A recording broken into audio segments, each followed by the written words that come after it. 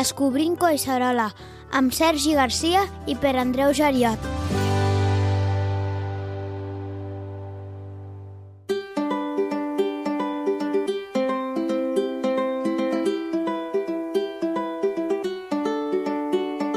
Hola, Sergi. Bon dia, Per Andreu. Avui som en un lloc diferent de Collserola. De fet, és el primer cop que gravem entre animals, diria, no? Entre animals de quatre potes, sí. De quatre potes, exacte.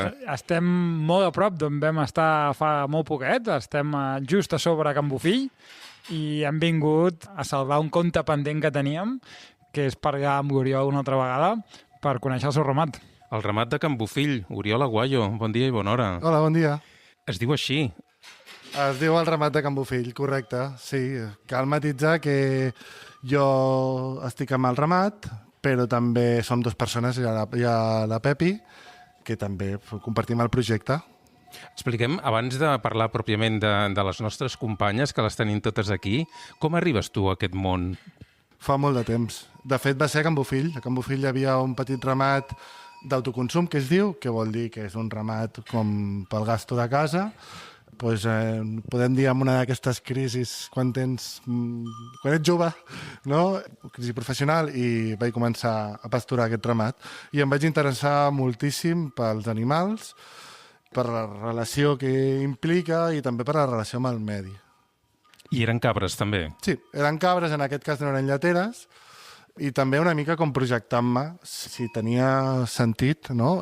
Professionalitzar una cosa que per mi fins aleshores no havia tingut massa opció, no? Com a opció laboral no és el que t'acostumen a explicar. Per tant, podem dir que ets ramader, seria aquest l'ofici, no? Tècnicament, sí. Faig de ramader. M'agrada molt més utilitzar el terme faig de que no sé, perquè he estat moltes coses a la vida però sí, faig de ramader. I cabres abans que ovelles o vaques? Sense cap mena de dubte. Per què? Bueno, qui li agraden les ovelles no vol cabres, i qui li agraden les cabres no vol les ovelles. I és el caràcter, bàsicament, no? Crec que s'han guanyat el nom a pols. La cabra és molt curiosa, és molt inquieta, te la lia, no? A la que et gires... Pues, si tu deixes aquesta porta que tenim aquí oberta i en 0, tens totes les cabres menjant el farratge, han engegat les llums... Engeguen les llums? Sí, saps? Tinc la imatge de Jurassic Park, els triceratops que són capaços d'engegar, obrir les portes, doncs les cabres... Sí. I una ovella, la deixes la porta oberta i en mitja hora poder ni s'ha adonat que és oberta, no? I llavors és amor i odi alhora. Allò de estàs com una cabra? Guanyat a pols, totalment. Sí. Sí, perquè tenen el caràcter també, tenen molta agilitat, s'enfilen molt, no? La imatge d'una cabra tira per al monte... No? Totes les frases fetes tenen molt de sentit en el cas de les cabres, ho subscric. Però no són gaire positives en general, no? No, però tenen caràcter. Llavors també alhora els hi dona un cert divertiment, no? Les ovelles són molt avorrides. Però això us ho trobareu el contrari. També ho diu la dita, no? Avorreixes a les ovelles, no? Imagina't.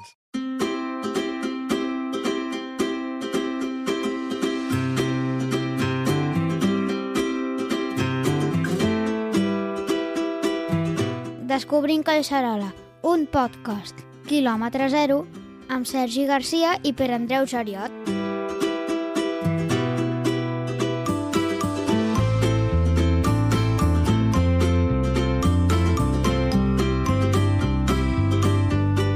Has dit que el ramat que hi havia aquí abans era d'autoconsum i que no eren cabres lleteres.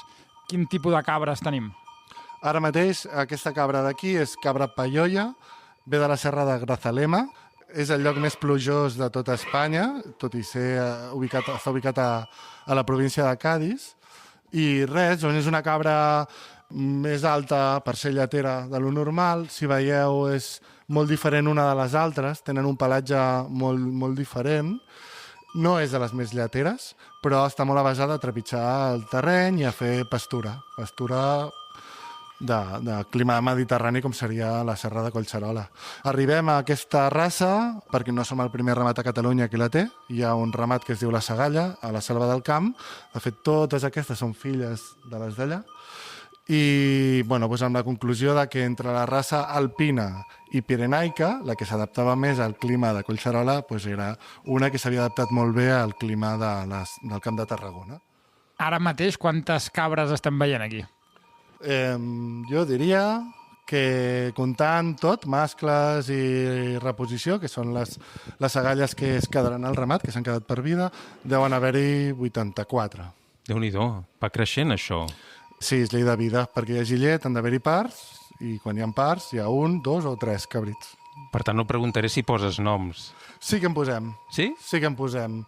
Sí, no totes el tenen, però aquesta característica que tenen les cabres paiolles, que són molt diferents, fa que les puguis identificar molt bé. I a més tenen caràcters molt diferents. Sí, doncs mira, hi ha...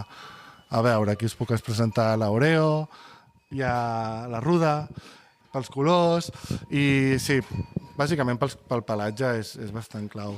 I després tens la cabra, que sempre és més entremaliada de lo normal, no? Tenim la Suplicio, tenim la Malifeta, vull dir que tenim un gran repertori.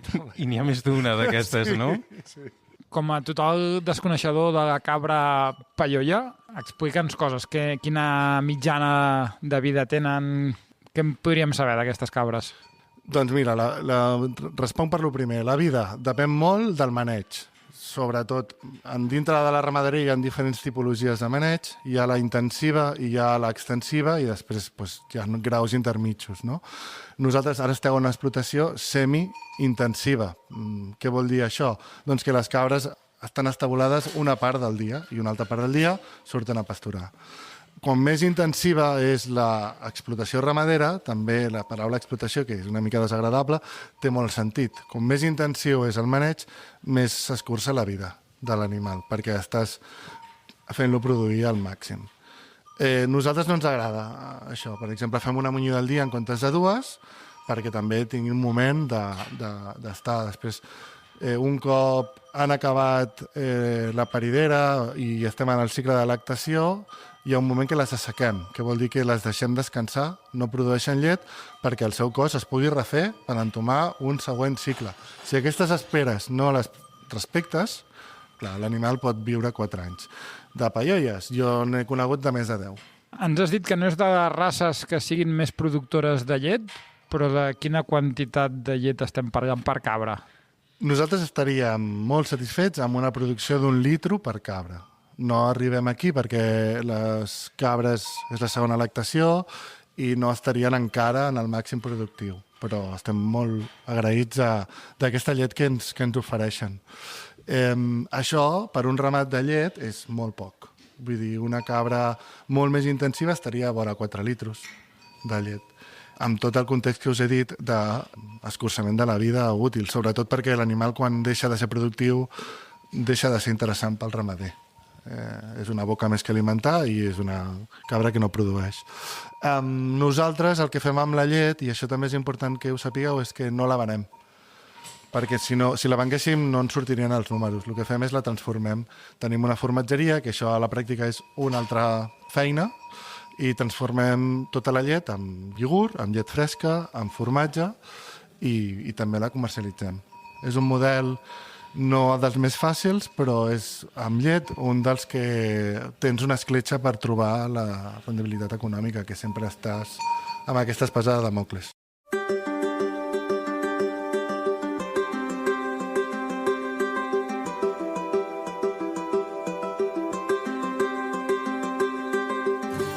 Tenim ara les cabres aquí estabulades. Com ho fem per aconseguir la llet? Vale, el primer ha d'haver-hi un mascle que la faci la monta i al cap de 5 mesos tindrem cabrit. El cabrit, les femelles tenen l'oportunitat de quedar-se per vida o anar a altres ramaders o quedar-se al ramat. Els mascles, el cabrit, doncs, lamentablement, no té altra sortida que el consum en carn. Hi ha una paridera grossa a l'any i les que no han quedat prenyades es queden prenyades amb una segona paridera. Just ara sortim de la paridera grossa i ja fins d'aquí 12 mesos no tornarem a tenir cabrit. El que sí que tenim és llet durant uns 8-9 mesos El primer mes de la llet se'l veuen els cabrits. Nosaltres fem el cabrit alimentat amb la llet materna, que això és una qualitat excepcional de la carn. Per tant, per nosaltres el cabrit no és un subproducte, sinó que és part del nostre producte, dels aliments que oferim. Quan tenim les cabres en lactació, al matí els hi oferim farratge. Pels rumiants és molt important tenir farratge sempre a disposició, i un cop s'han menjat i tenen, diguéssim, la panxa plena, entren a la sala de munyir, on allà, amb un maneig individual, doncs els hi donem la ració que els hi pertoca. És una ració de gra, és un pinso, però és un gra ecològic que comprem i que ens serveix doncs, com a suplement alimentari, perquè la producció de llet és molt exigent a nivell d'alimentació. I un cop han menjat i mentre mengen nosaltres les munyim, veiem com estan, si per exemple cal fer-li les ungles, que és una cosa que s'acostuma a fer, o sí? algun tractament. Se'ls hi fa les ungles? Sí, com nosaltres. Tenim ungles que es van fent llargues i normalment amb la pastura troben maneres de llimar-se-la, però sobretot els animals que pel que sigui no surten a pasturar perquè estiguin malalts o el que sigui, sí que se'ls ha de fer les ungles. I res, llavors estan tranquil·lament fins l'hora de la pastura.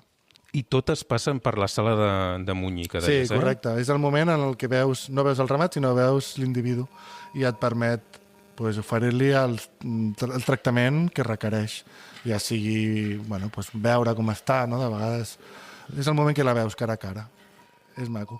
Totes tenen un cròtal identificatiu, això és un requeriment administratiu, i també és un ajut per, en el cas que no la diferencis, no? Saber. I llavors tenim una pissarra on anem apuntant, no? Doncs, qui ha parit, quan s'ha muntat. Anem fent un seguiment bastant detallat. Part per requeriment de l'administració i part perquè garanteix un bon maneig.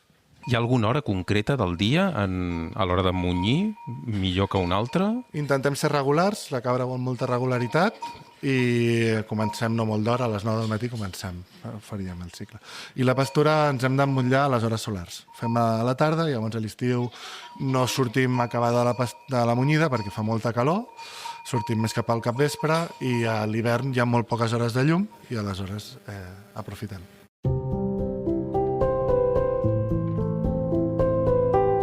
info@descobrimcoixarola.cat.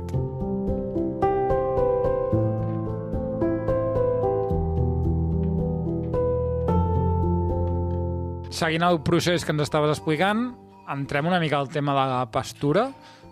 Com és pasturar per aquí, Collserola? Doncs per mi és el punt més crític, perquè, com sabeu, el parc, la serra de Collserola, té molts usos, com descriviu en algun article, no? I com poseu de manifest, i de vegades aquests usos o aquestes collseroles que estan distribuïdes en capes no es veuen les unes a les altres.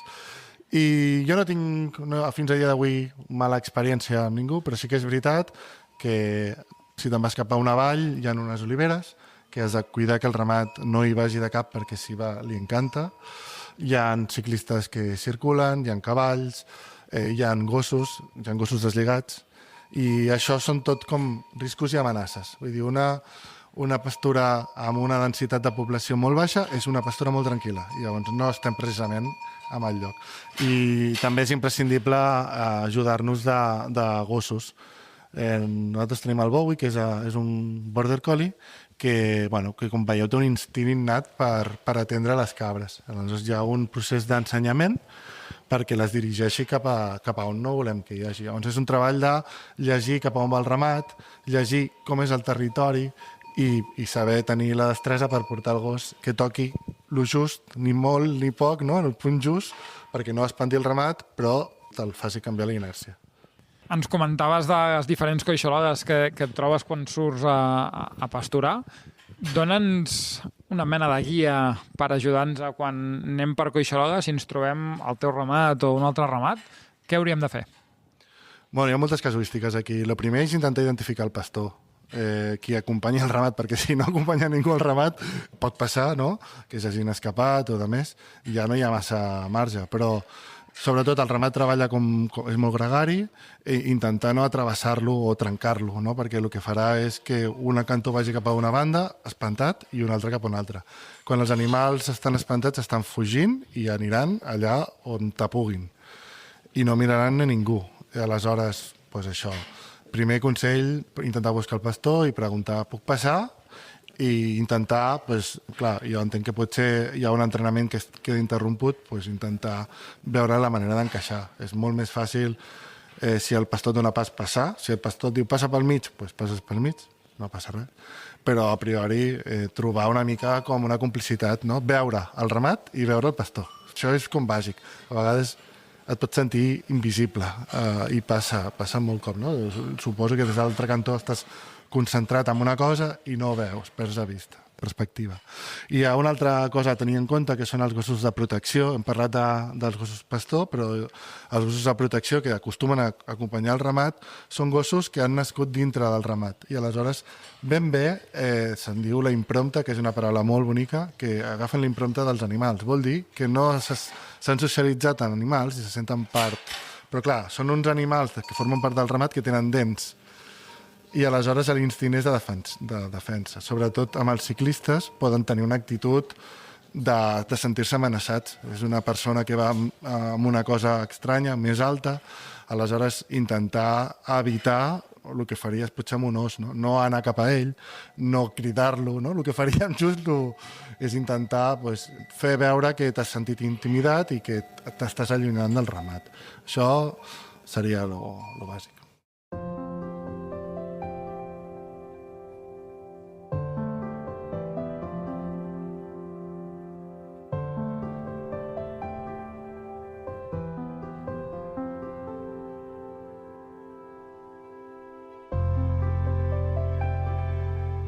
Ens comentaves que tens controlada una zona aquí baix que hi ha olivers, que has d'evitar entrar-hi amb el ramat.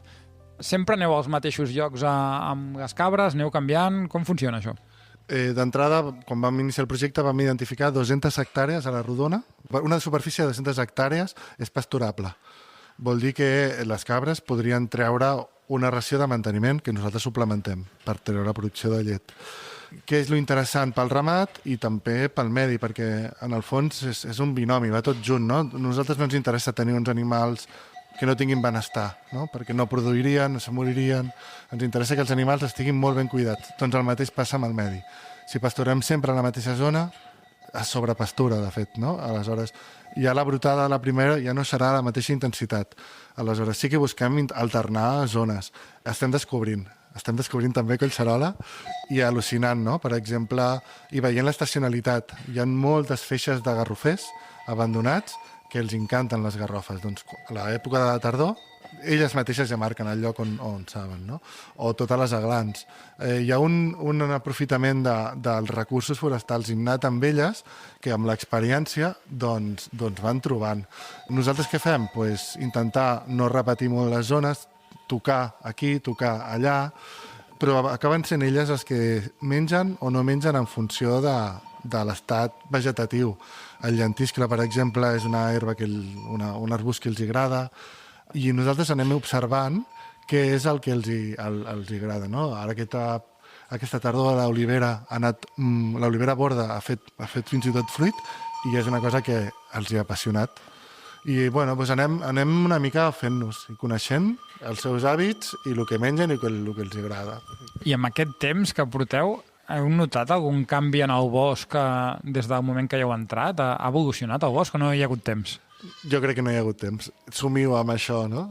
Estic convençut que un ramat que pastura aporta múltiples beneficis, això almenys la teoria ens ho diu, i tinc ganes, no?, de veure una evolució arbustiva. Sí que puc dir que, per exemple, amb espais més oberts on hi ha més matollar, hi ha més diversitat, les cabres mengen més, i en espais on és més bosc de pi tancat, passen més de llarg, no? Si hi ha un garrofer. Però sí, jo crec molt en que la pastura és un benefici tant pel ramat, tant per la butxaca del pastor, com pel medi. És una certesa per mi. Un benefici també a nivell del risc d'incendis. Sí, indubtablement. El que fa l'herbívor és menjar-se part del matollar, la cabra sobretot, i l'ovella poder més herbaci, que acaba sent el combustible ràpid, que en un incendi fa córrer les flames molt ràpid. Després hi ha un altre grau, que és la continuïtat en el foc vertical, no?, que passi a capçades dels arbres i això ja és més difícil, no? Però està clar que els herbívors contribueixen a la reducció del risc d'incendi. De fet, nosaltres estem dintre d'un projecte que es diu Ramat de Foc, que porta molts anys treballant per visibilitzar la feina que fan els ramats. Clar, òbviament, tot això són ramats que pasturin, no? Tota la ramaderia intensiva, en què els animals l'únic que fan és sortir al pati a prendre el sol, entre moltes altres coses, no? I simplificant, doncs clar, la pastura no la toquen.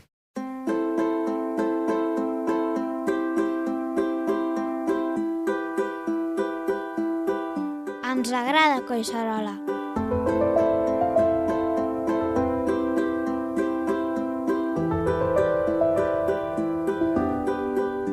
Arribats a aquest punt, valdria la pena explicar com vam conèixer l'Oriol. Va ser en una fira. Sí, a Sant Cugat, a la Fira del Tomàquet Mandó, que hi ha més coses a part de Tomàquet Mandó, i va ser on ens vam conèixer per primera vegada. De fet, allà tenies una parada, et vam descobrir tu i tu ens vas parlar del projecte de Can Bofill. De què serveix tenir presència en llocs com aquest, com la Fira del Tomàquet Mandó? Per nosaltres és vital. Malauradament, no? El producte que fem és, tot i ser d'una qualitat molt bona, clar, la comercialització, competim contra productes molt industrialitzats, amb preus que no tenen res a veure i qualitats també, no? Aleshores, no només és produir la llet, no només és elaborar-la, sinó que també hi ha la feina de comercialitzar-la. I en aquestes fires on es posa al centre el producte i la gestió que hi ha darrere del producte, òbviament, productes agroecològics, varietats tradicionals, o sigui, hi ha tot un acompanyament d'una mateixa manera de fer, no? Són vitals perquè contactes de tu a tu amb els consumidors, no? I tot això que ens explicava el Toni l'altre dia de la PACA, no? Pues és això, apropar el consumidor i el productor, crec que és no sé si és alt, però és un dels camins que porten a fer les coses diferent. Per tal d'acostar aquest consumidor a vosaltres, on us poden trobar? Doncs a la pàgina web teniu tota la informació perquè anem ampliant la xarxa comercial, és ramat.canbofill.coop amb C i 2 Os, acabat amb P, i xarxes socials Ramat Can Bofill. Allà intentem explicar el dia a dia del ramat i també on trobar producte i de més. Deixarem els enllaços, oi, Sergi, a la pàgina web del podcast amb les notes d'aquest capítol. Exacte, allà ho trobaran i així podran entrar-hi fàcilment. Recordem la nostra adreça web? Descobrimcoixerola.cat. També estem a xarxes, a X, a Instagram, a Facebook, i també ens podeu escoltar a YouTube.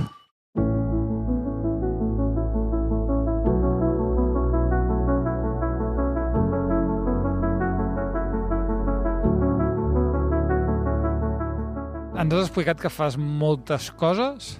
Ets pastor? Clar, jo, quan algú em fa aquesta pregunta, ja la tinc assajada, i la resposta és que per mi fer o ser pastor és una excel·lència a molts nivells, no? Tradicionalment hem entès el pastor com el tonto del pueblo, no? Aquell que no tenia capacitat de fer res més que el posaven. I amb el temps descobreixes que un pastor sap de veterinària perquè se'n fa càrrec dels seus animals, sap de biologia perquè ha de saber què menja el seu ramat, quins rodals són més nutritius, sap de meteorologia perquè quan venen tempestes ja ho sabeu que els ramats són atraients a llamps, sap de la geografia perquè s'hi fica, llavors té un munt de ciències que acumula un saber que avui en dia crec que no hi cap en el cap d'una persona, no? I no acabes mai d'aprendre coses noves, no? I mai n'acabes, mai n'acabes. Com et formes? Perquè has parlat de moltes disciplines, on vas a buscar la informació? Caminant, bàsicament, perquè per molta formació que facis, qui t'ensenyen són els animals i la teva capacitat que tinguis d'escoltar-los. Parlen, els animals parlen, falta entendre'ls. Jo personalment vaig fer l'Escola de Pastors, que és una formació molt concentrada, que l'únic, per mi, estic molt satisfet i la recomano molt, però el que et posa és, per gent que no vingui de pagès, et posa en contacte amb un món que també ens passa de vegades per la finestreta del cotxe. És un ofici en perill d'extinció? Sí, jo crec que sí. I més si agafem la dimensió aquesta tradicional, no? Ja no existeixen els pastors com a tals. La mateixa burocràcia i requeriments et marquen un camí que va oposat en això.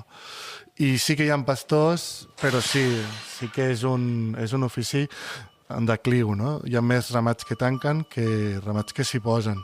I no és per falta de gent. No és per falta de gent que tingui ganes d'engegar. És per les dificultats de l'accés a la terra, de la rentabilitat i això, i complir una normativa cada vegada més exigent que implica intensificar la producció.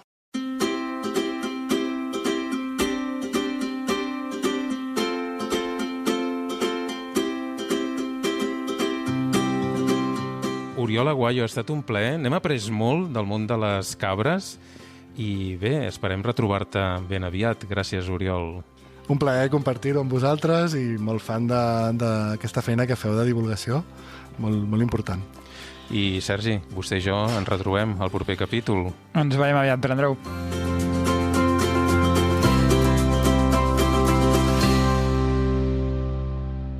Descobrint Collserola.